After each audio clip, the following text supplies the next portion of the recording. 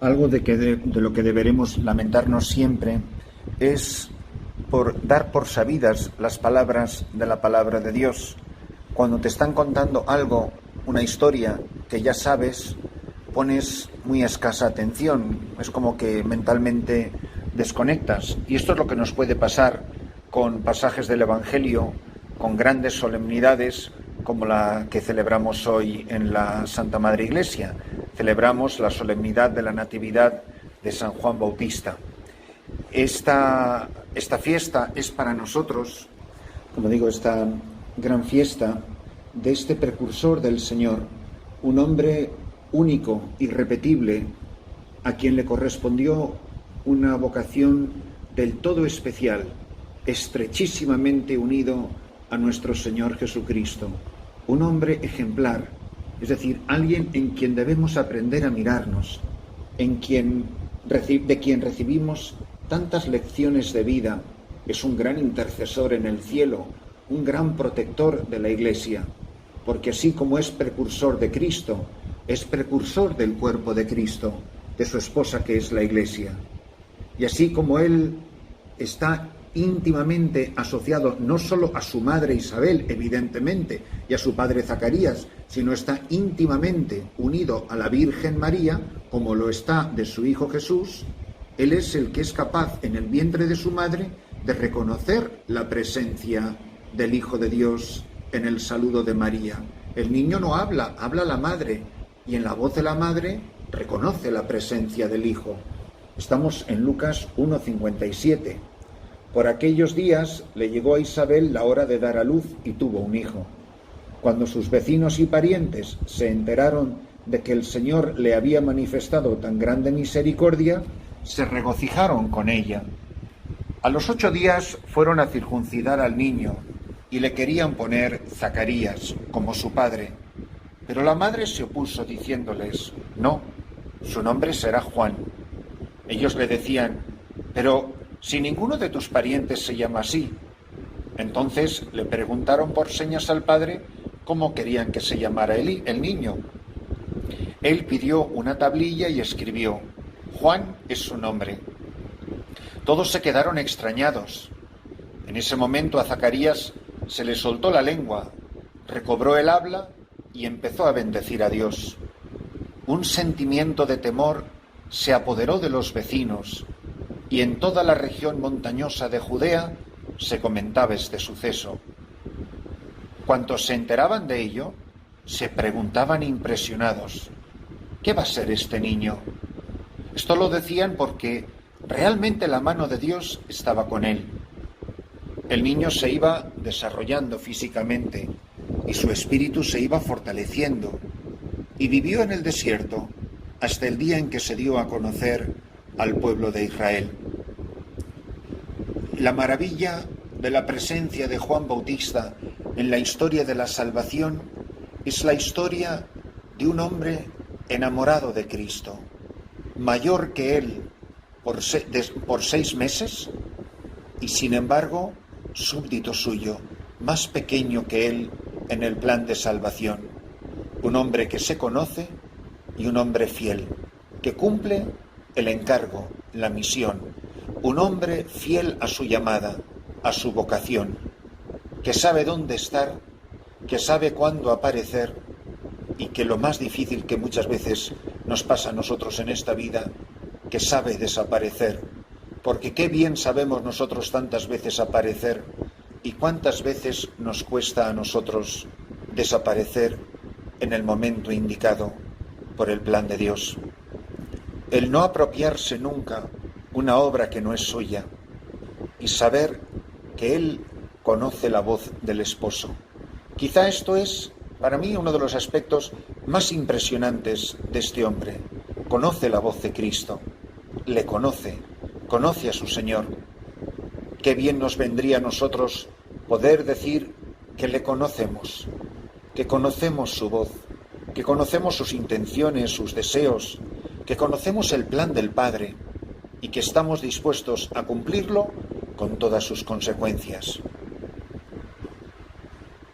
La historia que nos relata este pasaje en los albores de la historia de la salvación en el capítulo 1 de San Lucas, son todo un programa de vida. Unos padres que fueron fieles, incluso en la elección del nombre. Unos padres que han dudado, que han recibido un castigo medicinal, pero que han sabido asociarse al plan de salvación. Juan será el amigo del esposo, la voz que clama en el desierto, el hombre que hace rectos los caminos del Señor, el hombre que sabe menguar para que crezca Jesucristo, el hombre que se sabe puente, pero no orilla, el hombre que se sabe voz, pero no palabra, el hombre que sabe ser amigo del esposo, pero nunca usurpa el lugar del esposo. Y así, siendo fiel a la tarea, todo el mundo se asombra, todo el mundo queda maravillado. Pero mirad, esto mismo se debería poder decir de cualquiera de nosotros, de todos nosotros, de cada uno, que este hombre, que esta mujer ha sido fiel al plan de Dios, que en la orquesta que es la Iglesia ha sabido interpretar fielmente la partitura. Quizá no era el solista del piano ni del violín, a lo mejor le correspondió tocar un humilde triángulo, un sonido humilde, oscuro, discreto, en la retaguardia, pero lo hizo bien, lo hizo fielmente, lo hizo con alegría. Hay mucha gente que está en la Iglesia y ni siquiera sabe cuál es su lugar en la Iglesia.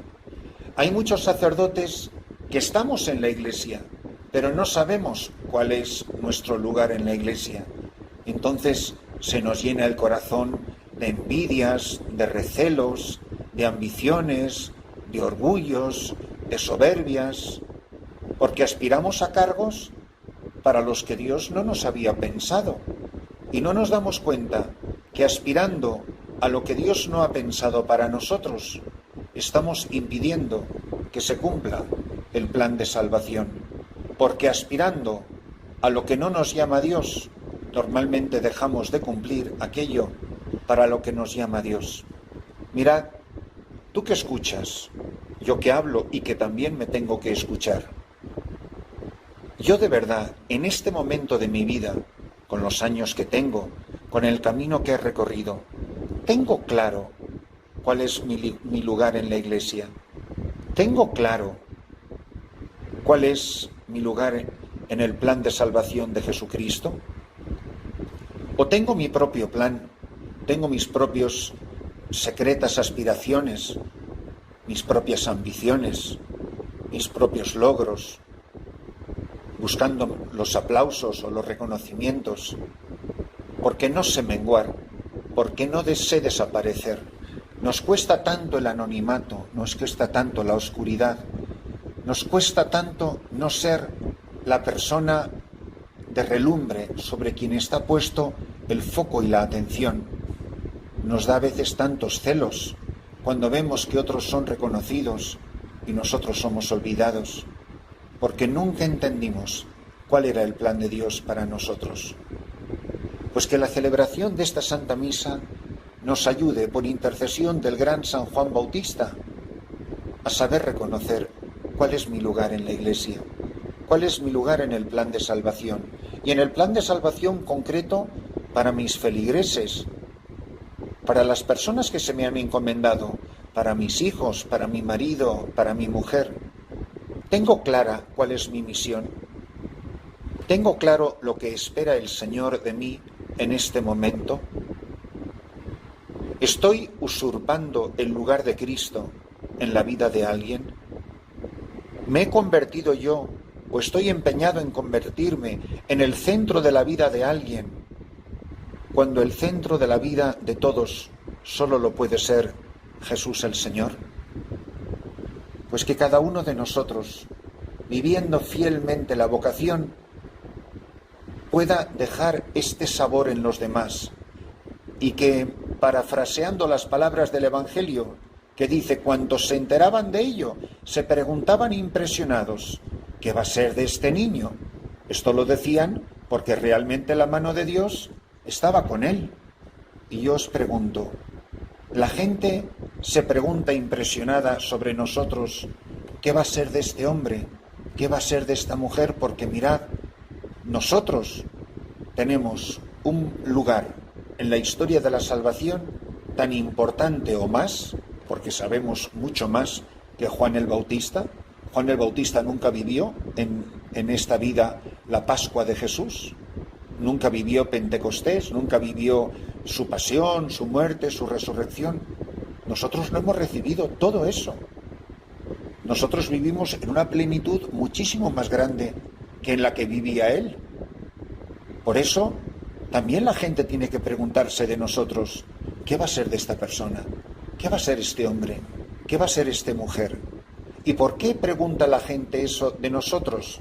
Porque la mano de Dios está sobre nosotros. Que en este momento de nuestra vida todos sepamos cuál es nuestro lugar en la Iglesia, que no usurpemos el lugar de Cristo, no usurpemos el lugar de nadie, que no aspiremos a lo que Dios no nos ofrece y que seamos fieles hasta la muerte.